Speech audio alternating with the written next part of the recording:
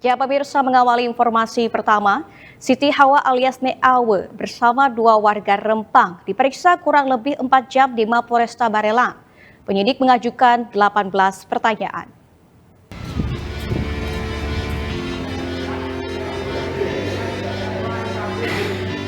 Dengan wajah tenang, Siti Hawa alias Nek Awe keluar dari ruang penyidik Mapolresta Barelang didampingi tim advokasi pada Kamis sore kemarin. Nek Awe dan dua warga Rempang ditetapkan tersangka dengan pasal 333 KUH pidana, yakni merampas kemerdekaan seseorang. Kasat Reskrim Polresta Barelang AKP Debi Tri Andrestian menyebut ditetapkannya 3 warga Rempang sebagai tersangka mengacu 2 alat bukti yang dikumpulkan.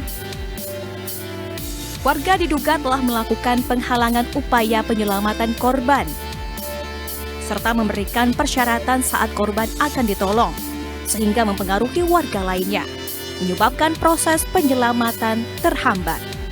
Pasal 333, kenapa kami terapkan kepada ketiga orang tersangka itu? Karena ada perbuatan yang dilakukan oleh 3 tersangka orang itu untuk menghalang-halangi seseorang yang sudah tidak berdaya, ditolong dan seharusnya ditolong, namun dihalangi dan diberikan persyaratan sehingga mempengaruhi warga lainnya, sehingga korban tersebut tidak bisa tertolong dengan cepat.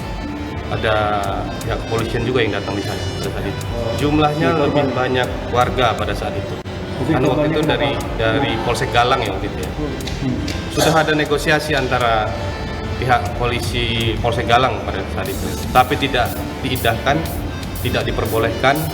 Pada saat itu posisinya personel Polsek Galang juga tidak terlalu banyak, lebih banyak dari warganya.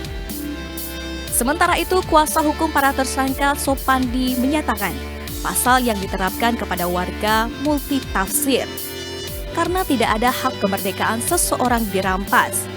Warga cuma ingin memastikan persoalan yang ada ditindaklanjuti. Ya, karena kan ini pasalnya multitafsir ya.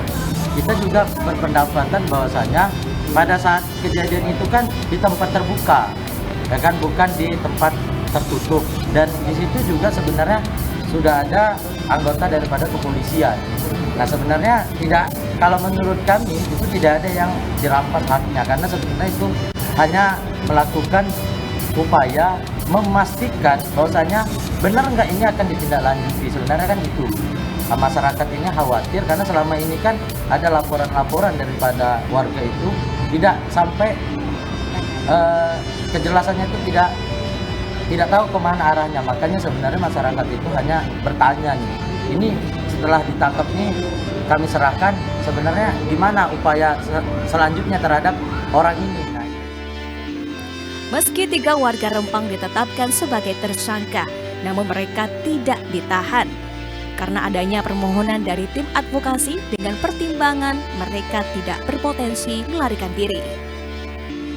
Dan Kurnia melaporkan dari Batam.